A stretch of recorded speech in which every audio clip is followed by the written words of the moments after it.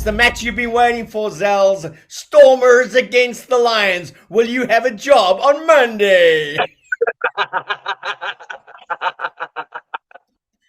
Mate, it's a thriller.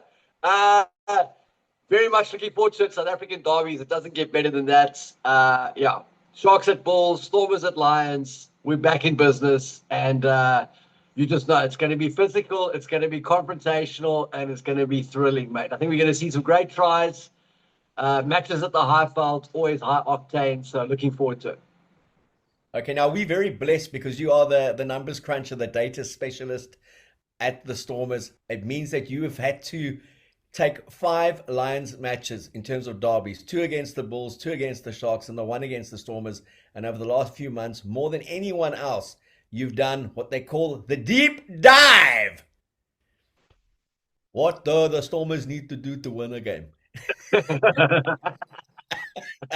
And what must the Lions do not to lose? We've discussed it at length. I think, yeah, obviously, I've mentioned the Lions are a tricky team to play, a very unique style of play, very dangerous team on attack, have a long kicking game, and I think they're a team on the ascent, they're a team on the up, and they've got, like I say, a very unique way of playing. So it's a unique challenge, and then when you throw in the high fault factor, and I think for both of the coastal teams that are traveling this week, the difficulty is going to be that the Lions played last week, the Sharks played last week, the Bulls haven't played since the end of Jan, the Stormers haven't played since the end of Jan. The Bulls played a scrimmage in Wellington against Boland, but not quite the same thing as sort of ammo.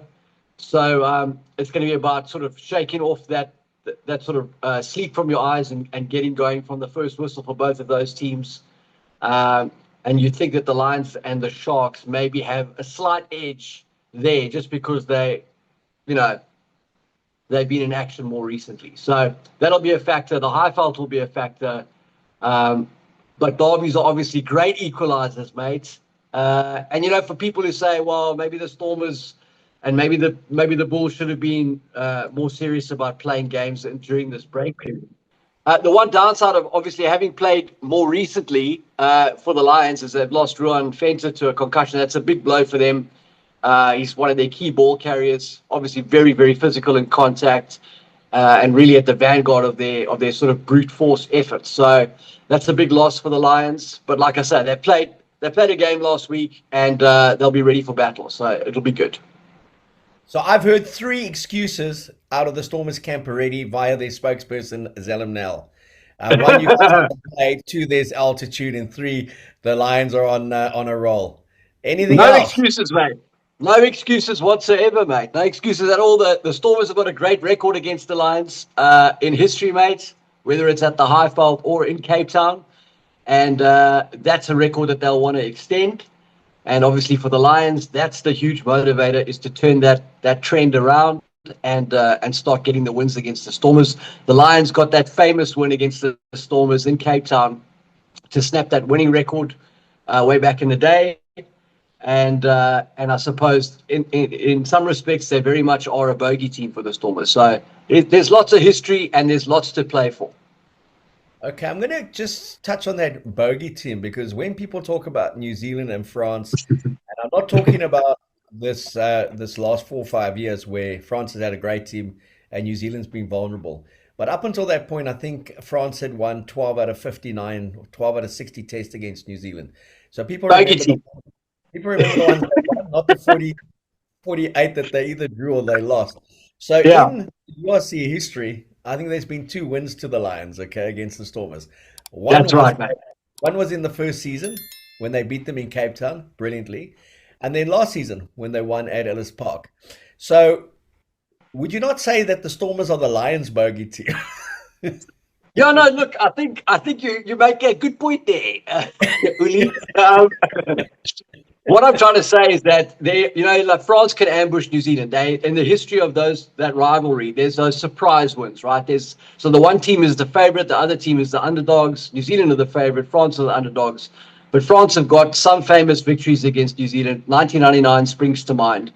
And there are some teams that can do that and others that can't. And I think the Lions are a team that can that can pull the Stormers jersey over their head and punch them in the guts. They've got that ability to kind of spring a surprise. There's something about them that that is tricky for the Stormers at times. So that's something we'll obviously be working to avoid this weekend. But yeah, your point is taken, mate. Okay, but again, we spoke about this in fairly much detail on Monday. Is everyone seems to speak about the Lions as if they shouldn't be there, and then wow, can you believe we struggled? Or wow, can you believe they actually won? Does that not do them a disservice when you look at the unison that they've had? They don't have many Springboks. Okay, so they've got Morne van der Berg's probably been the most regular away from the camp. There's been a Springbok guys who've been in and out of the Springbok camp under Rassie, but take Morne van der Berg out of the equation, Krappies. That squad has been together for the best part of 3 years, maybe even 4. So they are well gelled, well connected, and they do have an advantage over sides that are losing 14, 15 players to Springbok camps, 10 plus players. They're a good side. Mate, they're a very good side, but they are underdogs. Like if you had to ask most people, build your ultimate URC 15 from the South African franchises, there'd be some Lions in there, but I don't think they'd be the biggest contingent. And that's, you always thought, whenever I say I support the Lions, I like the Lions, I think they're a great team historically, you've said, you always support the underdogs. They are the underdogs, they're the underdogs for a reason, but they are massive overachievers. So I think they get a lot out of what they're working with. And they're a dangerous, dangerous side. And when you throw in Ellis Park into the mix, and you combine some smart ideas around how they play, and then the emergence of players like Asanati and Glabakanye, Keuan Horn really sort of stepping up and growing into that role that he plays for them at fullback. Chris Smith's maybe not the flashiest fly half, but very intelligent, knows how to control the game. Obviously, I mentioned Krapi. Ashim Peed's in the mix there now. Bartek Klikani's going to add some firepower to that pack. They've got pieces, mate. Frankie Horn, massive leadership role, huge in the line out for them. Weapon X at 13, Henko van Wyk, the emergence of Bronson Mills. They've got lots of pieces. They've just got to put it together. But again, they're just not. They're not seen as a sort of big region team. They kind of always seem to be trailing the likes of the Bulls and the Stormers and the Sharks historically, and I think that's something that they're looking to flip. They're looking to flip the narrative on that, and a victory against the Stormers would go a long way into doing that. So that's what makes them dangerous, is they come from a place of wanting to exceed expectations, not trying to live up to expectations. Okay, so I'm not going to ask you for any state secret because there aren't any state secrets. Anyone who's watched the Lions play the Stormers, or they've watched URC rugby for the last 4 seasons. Now, pre you joining the Stormers and post you joining the Stormers, you've always been consistent about one thing. Don't let the Lions ambush you because they want you to play a certain way. Does that still ring true from what you've seen this season of the Lions? And if you look at the contrasting results and the contrasting performances, the Lions shipping 52 points at home against the Bulls side under serious pressure, and then coming out and really giving it to a good, if not the best in terms of experienced players, Sharks team last week. So there is a bit of Jekyll and Hyde about this Lions team, but does it still ring true of what shouldn't you be doing against the Lions and what should you be doing as a team, whether it's the Stormers or any other team you're involved in? Yeah, look, I think there's not so much a should or shouldn't. I think you've got to play to your personnel, play to your strengths, play away from your weaknesses. I think the Lions like it when you engage them in a shootout because they are most comfortable in that. And I think they've built a team that is very competent in that kind of a game. So if you take them on in that regard, you've got to be very efficient. Because they are masters of playing on some of the opportunities that are created in a high-tempo, expansive game. But having said that, they can mix it in the trenches if you decide to go route one and be physical with them. They've got some guys that can do that too. And when the game breaks up and there's unstructured moments, then they get wide and they get fast real quick. And that's when they're at their most dangerous. So you just got to be careful with the Lions because the way that they play will give you lots of opportunities to get loose and loose and fast and wide.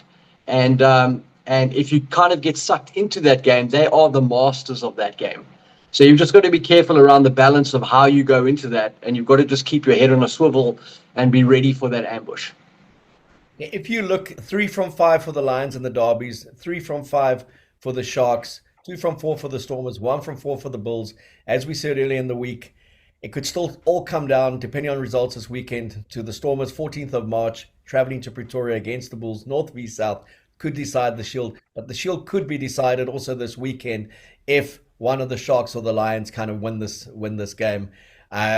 So it's really like Currie Cup playoffs in the guise of the URC, strength v strength. And then also that little bit of added impetus, Rassie Erasmus naming a 49-strong alignment squad that's going to be in Cape Town 3rd to the 6th of March. That's next week.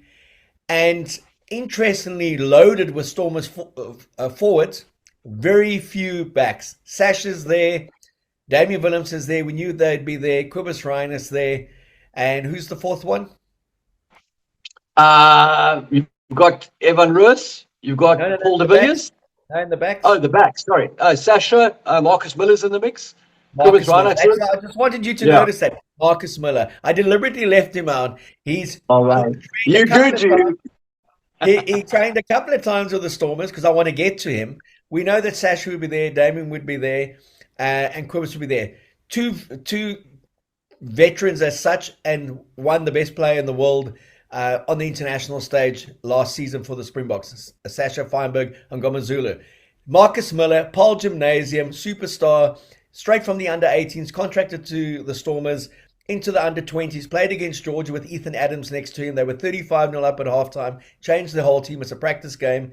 Comes back, what a whirlwind, into the Stormers, S under-20s, and with Riley Norton into the Springbok alignment camp. 18 years old. I love that selection because it doesn't mean he's going to play for the Springboks this year. But what it's saying is that the national coach actually feels the hype is justified.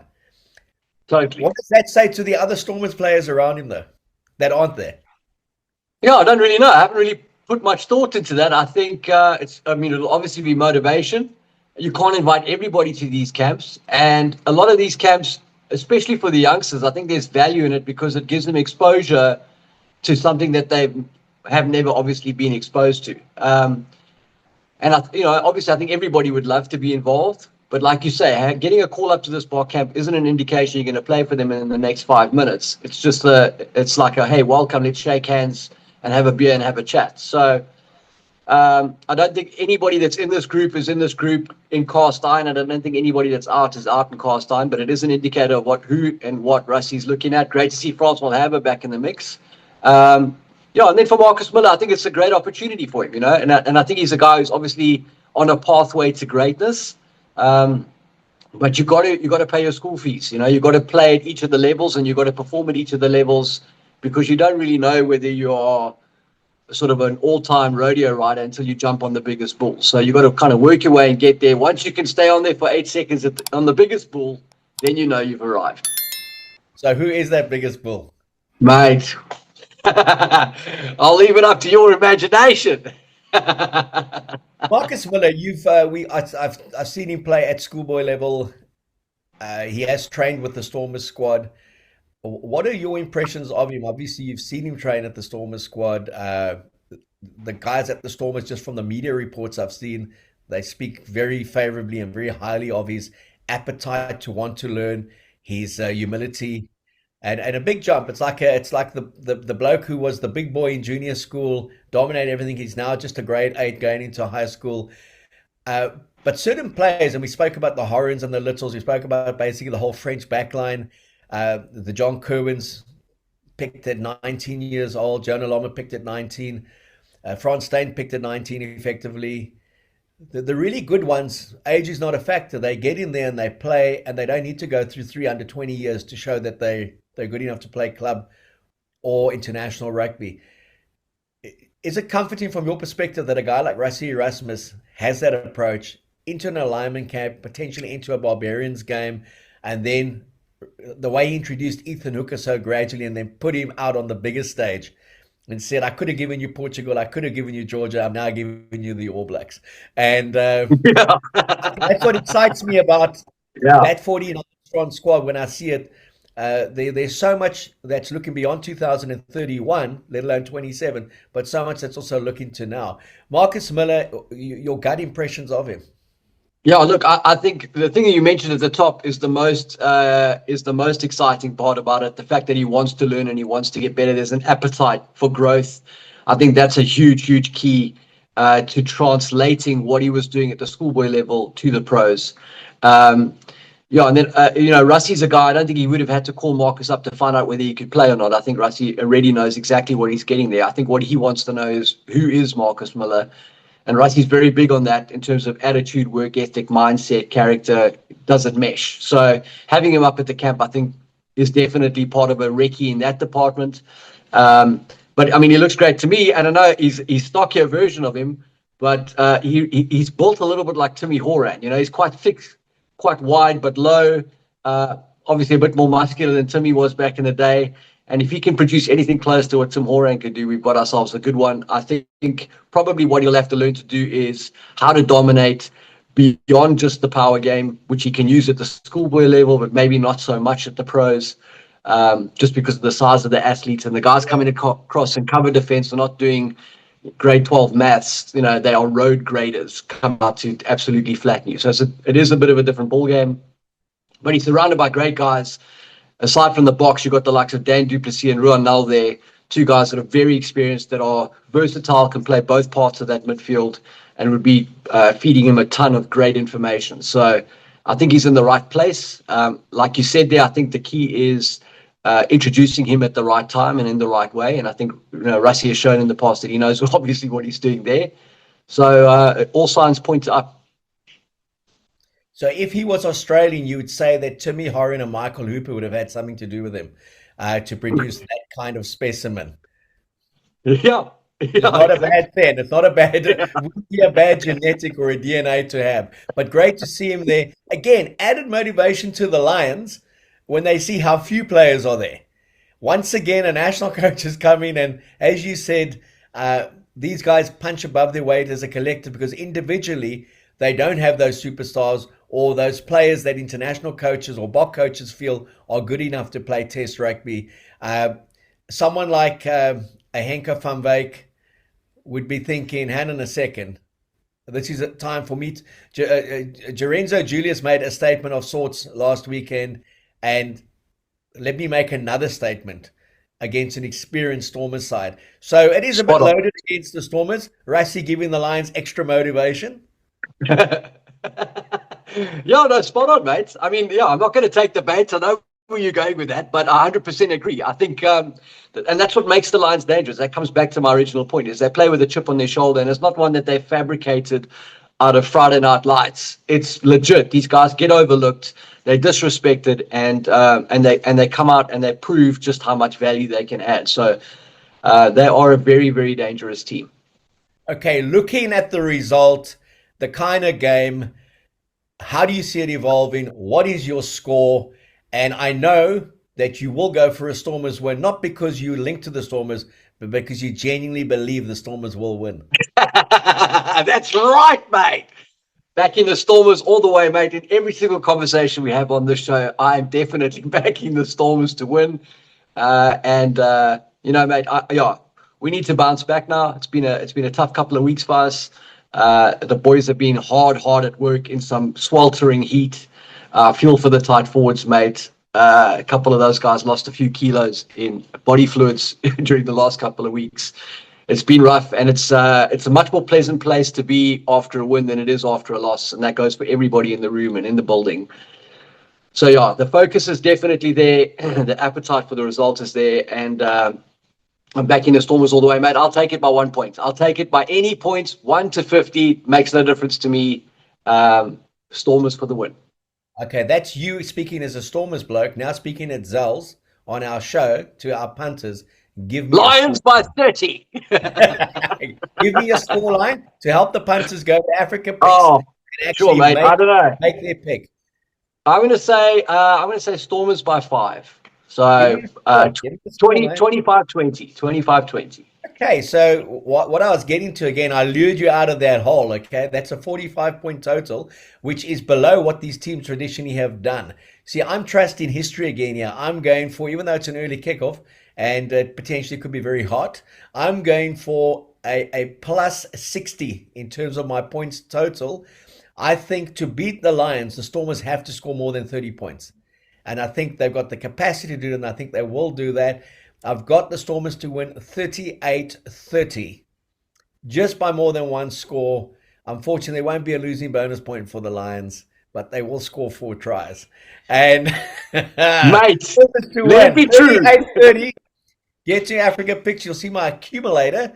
When it comes to the entire round of the URC, I can only do that late in the week because I haven't seen some of the teams up north, and we know that a lot of their Six Nations players won't play. So Zelzi, he's got a 25-20 to the Stormers. I got a 38-30 to the Stormers. No disrespect to the Lions. We know they'll be tough at Ellis Park. They always are, but the Stormers are their bogey team. They win 75% of the games that they play against the Lions. The other big one, obviously, is at Loftus. The Bulls entertain the Sharks, the rejuvenated Sharks after their back-to-back double against the Stormers, and then it all came unstuck. 1 step forward and 3 back at Ellis Park. All the big box are expected to be back. There's 5 or 6 of them at Loftus. We saw last season a young team went to Loftus and did brilliantly, and that young team couldn't do it last week against the Lions. But for the Sharks, they lose this one, they're in serious trouble when it comes to trying to make a top 8. Yeah, I mean, if you look at the table, and I'm not sure that's what the Sharks are doing with both eyes, but if you look at the table, obviously it's crucial. I keep saying this is still a young team under JP Peterson in terms of the time that he's had in the saddle, and they've already got some great results. So I think the focus probably is more on progress and showing signs of moving in the right direction. Obviously, a loss is not helping that cause. But I'm not sure they're holding themselves to the standard that if they don't win the URC this season, it's been a failure. I think they are climbing their way out of a hole and definitely on the ascent and moving in the right direction. And they kind of want to keep on doing that. A win at Loftus would be a huge statement after a double win against the Stormers and would certainly entrench the Sharks on the highway to the playoffs. And you know that's what they'll be going out to achieve. History isn't necessarily on their side. That they're not a team that wins often at Loftus. I think they've played 6 times and the Bulls have won 4 times in Pretoria. But in this rivalry, the Bulls are 5 and 6. So they've played 11 times and the Sharks have won 6 of those matches, 4 of them at home, 2 of them at Loftus. They'll be looking to add to that this week. You mentioned the guys that are in their squad, the quality of those players. But the Bulls are also a team that's kind of pulling together and regrouping and becoming dangerous themselves. Put a massive hit on the Lions in their last match. Again, I mentioned that was the last time they played, the end of Jan. It's been almost a month since they were in live action, even though they had a scrimmage last week. So the key will be a fast start for them and then managing that high-felt thing so that it actually works in their favor. If you look at that 49 squad that Rassie Erasmus announced earlier this week, Kai Pratt, the prop from the Sharks, under 20. You know him well, mate. Under 20 strongman.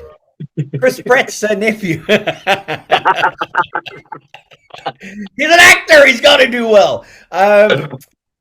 Great to see him also invest. If I look, there's 9 props that have been selected. And some Grizzlies in there, but some good young kids. And just, you know, we saw what he did with Zach Porthen, taking him on tour, getting him 2 test matches. It didn't mean Zach straight into the Stormers side and kind of usurps the likes of the Lucid and Tight that have been around forever there. It's part of that whole kind of doing your apprentice, paying your school fees kind of thing. What have you made of him? I know you love to talk about front rowers. You follow 1 and 3 a lot more closely than you tend to follow 9 and 10. What do you like about this team? We're talking about Zach Porthen. What do I like about Zach Porthen? No. What do you like about Kai Pratt? Look, I know nothing about Kai Pratt whatsoever, mate. I have very little eyes on Kai Pratt. Don't know him at all. I know his uncle quite well. He's a very famous actor. But outside of that, I don't know Kai at all. I'm going to be learning along with the rest of everyone else. Well, so would you say that's a bolter that Rassie picked? But I had to Google it. Okay, who has more to lose, Zels, at Loftus, the Bulls or the Sharks? I would say the Bulls are probably the team that wants to, that needs to win at home on the high faults. Um, it's a tricky one to answer, but I'm going to say the Bulls. I mean, the Bulls are higher on the rankings, and they are playing at home. They're playing a team that's traveled up to the high fault. They've had time to prepare for this game. They've gone down and played a scrimmage to prepare for this game. So you would expect, yeah, you'd expect it. But I mean, it's close. Both of these teams need to win. Like I mentioned before, the Sharks are definitely sort of recovering from a tough start to the campaign, and the Bulls are finding their feet. It's two teams, new coaches, and first season with the team. So both fighting to set a new record. It's a clean slate for both of them. As much as the record is Bulls 5 wins, Stormers 6 wins, Bulls 5 wins, Sharks 6 wins. Both of these coaches kind of want to sort of assert what they bring to the table in this rivalry, in this game at Loftus this weekend. Okay, now coaching a professional rugby team is not for the faint-hearted, as Steve Borthwick will tell you. 4 weeks ago, he was about to win the World Cup. Now people ask whether he should have a job as England coach.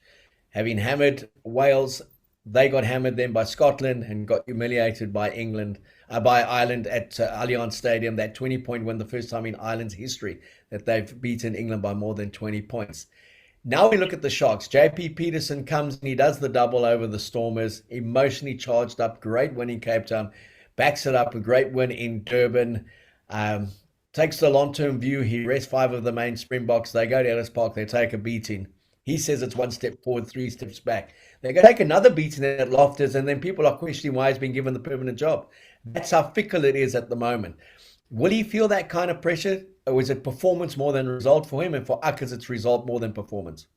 Yeah, look, that's a great question. I don't have the answer. I think the Sharks, they're coming off a big loss and they want to respond. And I think for the Bulls, they've won 3 in a row, but they were in a 7-game hole before that. They know what it's like down there and what that feels like. So it's two teams that are desperate and probably have a lot in common in that respect, in that they have Springboks and they've underperformed.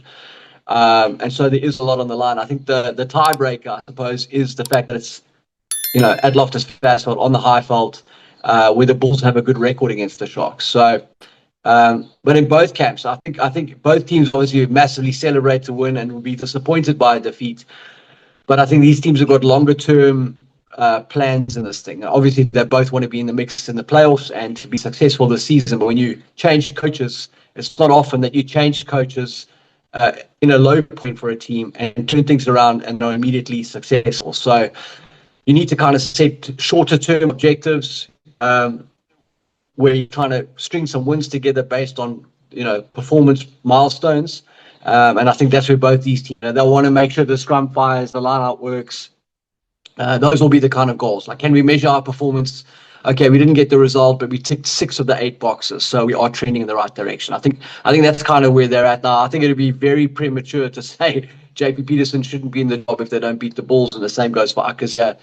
He lost 7 games in a row. People were talking about it. Now they've won 3. I think in both camps it just needs more time. If you look at the playoffs, top 8, that gives you qualification to the Investec Champions Cup. You just got to be there. If you're a top South African team, you want to be in the Investec Champions Cup. Start there. Whether you finish in the EPTR Challenge Cup, that's another thing. But you want to start in the big club competition next season. And that will be at the back of the Sharks' minds, that they can't afford to miss the top 8. They do have home games as well. Like you say, the pressure probably on the home side. The Bulls, they went down to Wellington. They beat Welland 31-24 on Friday night. Played a lot of the players who will be in the mix this Saturday, if not the main ones, the Pollards of the world.